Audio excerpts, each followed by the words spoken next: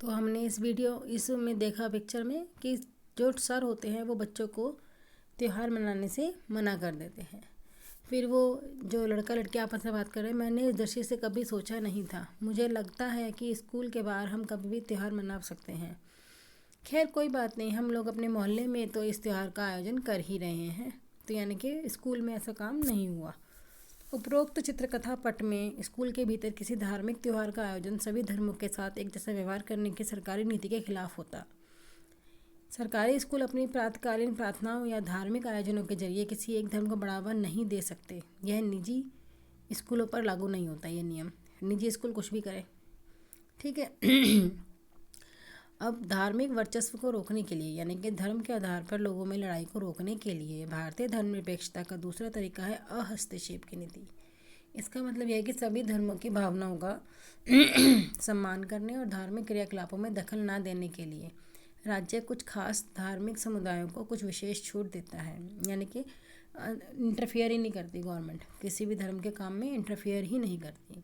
इसमें एक कहानी और दे रखी है। कुछ दोस्तों ने हाल ही में स्कूटर खरीदे हैं। वे साथ साथ स्कूटर से सैर करने जाने के लिए तैयार हैं। तो अरे तुम्हारे पास हेलमेट तो है ना, दिल्ली में सबको हेलमेट पहनना पड़ता है, यही कानून है।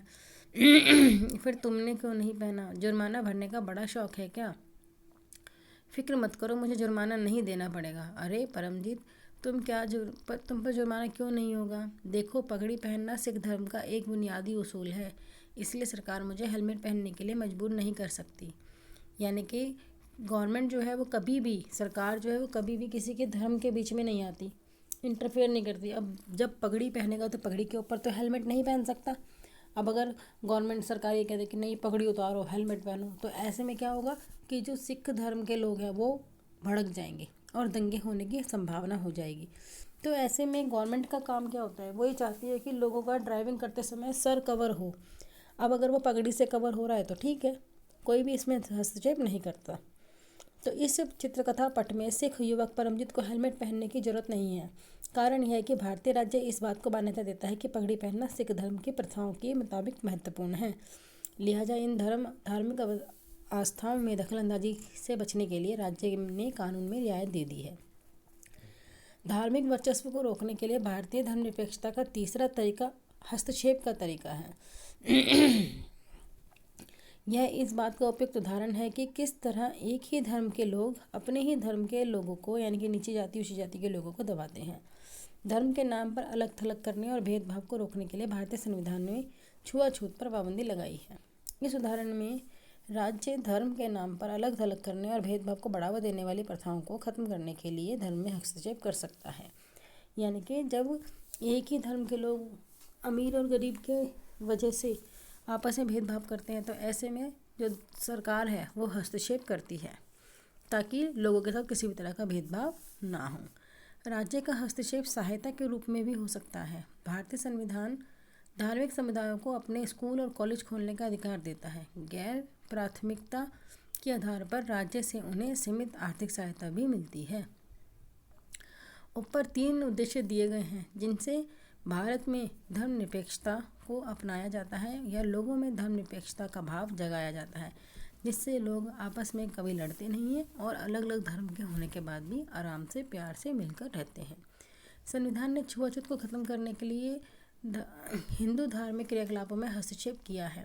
भारतीय धर्मनिरपेक्षता में राज्य धर्म से अलग तो है, लेकिन धर्म से उसका फासला सैद्धांतिक है। इसका मतलब यह है कि संविधान में दिए गए आदर्शों के आधार पर राज्य किसी धर्म के मामले में हस्तक्षेप कर सकता है, लेकिन तब जबकि वह किसी के अधिकारों को बचा रहा हो।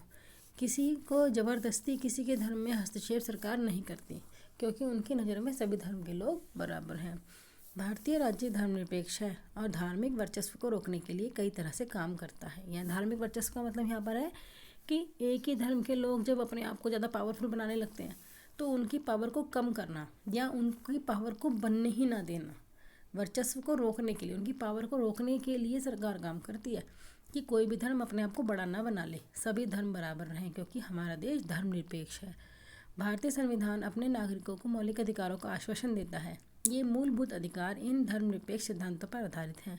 लेकिन इसका मतलब यह नहीं है कि भारतीय समाज में इन अधिकारों का उल्लंघन बंद हो गया है। उल्लंघन आज भी होता है। कई लोग जो है धर्म को ज़्यादा ऊंचा मान लेते हैं और आपस में फूट पड़ जाती है। लेकिन फिर भी सरकार ने उनके लिए कानून बनाए हुए हैं और कम ही लोग होते हैं ऐसे जो कि इन कानूनों का पालन नहीं करते। उसके बाद उन्हें सज़ा भी मिलती है और उन्हें जुर्माना भी भरना पड़ता है। तो इसलिए हमें सरकार द्वारा बनाए गए नियम कानूनों का पालन करना चाहिए ताकि सब कुछ ठीक ठाक से चल सके। ये चैप्टर पूरा हो गया बच्चों। इसके क्वेश्चन आंसर मैं आपको सेंड कर दूँगी और कोई दिक्कत हो इसमें तो पूछ लेना, ठीक है? ओके।